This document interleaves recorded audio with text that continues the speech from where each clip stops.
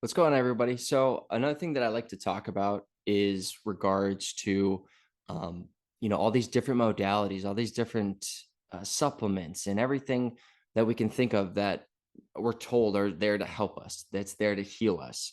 And I had a great experience the other day with a member at the new biology clinic who was asking about going outside and grounding. And now, as we know, there's, we can look at the studies, we can just follow our intuition and know for the majority of people, being outside, getting our feet in the sand, getting our feet in the grass, getting our feet, in the mud, it's a very genuinely authentic experience. And there, we could talk about there's an exchange of charge that's happening with our bodies, our beings in the earth. So, sure, all that's super important. But one of the things that was brought up, as I said, was a woman kindly was saying, I would love to go outside, but should I have a mat? Should I? Because there's like a lot of bugs and there's a lot of, ants and things that will, you could tell she was a little bit hesitant about doing something like that, going and grounding. She seemed like that was, there was an intimidation or a concern going into it. And what I told her and I told everyone in the group is saying, if this is causing you any level of discomfort or stress in the sense that you can't be present with that experience of grounding, being in the grass, dealing with the ants, the mud, all that stuff, and it's too much right now, start with just putting a mat down. Well, am I going to be getting enough charge? If it's going to cause you to not be present with it, then maybe we should start one, quote unquote, regress or sidestep how we approach that experience. And the reason why that's important is because I can eat the right thing. I can do the right move or do the right modality that everyone's saying this is the way to do it. But if my experience with it is, constant anxiety, I can't try to breathe in this discomfort. I can't allow myself to be in that present moment because I'm overthinking things. Then we need to draw it back.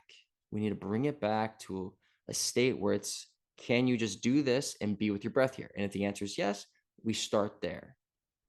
And this is super important because with so many of us, as I just did a video talking about pain, when we're in pain, we want to get out of pain as quick as possible, understandably.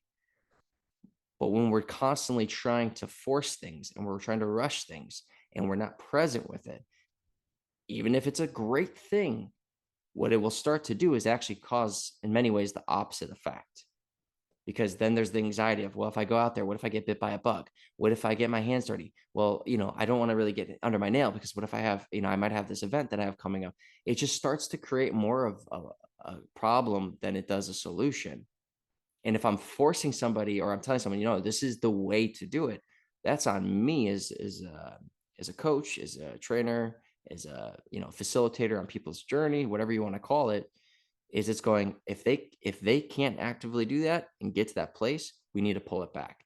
And also for those listening, if you're doing it on your own, be with yourself in that. Be honest with yourself. You're like, dude, I don't do well with the mud, and you're not willing to be like, all right, I'm ready to step out of this comfort zone and just try to be present with it. And you're just like, okay, I have to do this because someone told me to. And because I'm doing it because they told me to. We're doing it for all the wrong reasons, if that makes sense. So when you're doing whatever it is, whether it's a quote unquote diet, whether it's a quote unquote training program, the question I always ask is, are you able to stay present with it? Are you able to keep an intention with what you're doing? As we talked about the three tensions, where is your attention? Because if it's out here somewhere else, we're not with the actual move. So we're not actually getting the full complexity and the beauty of what it is that we're trying to experience, whether it's, I said, grounding, a workout, breathing, movement, engagement with other people, tribe, whatever that is. If it's too much too fast, we're doing you a disservice. And you're also doing yourself a disservice because if you can't find yourself out of it, it's good to, you're just going to create more anxiety. The body's going to go, oh, next time we do that, we're going to go right back to that experience we had last time. And it's hard for people to break it when you're trying to force it, just like when you try to force a kid into the car. If you have children or, you have dogs, animals, pets, it can be a lot more challenging. You can finally do it. You'll get the dog or you'll get your kids to go somewhere. But after that, they know, and it becomes a very hard experience to then do it again and again and again.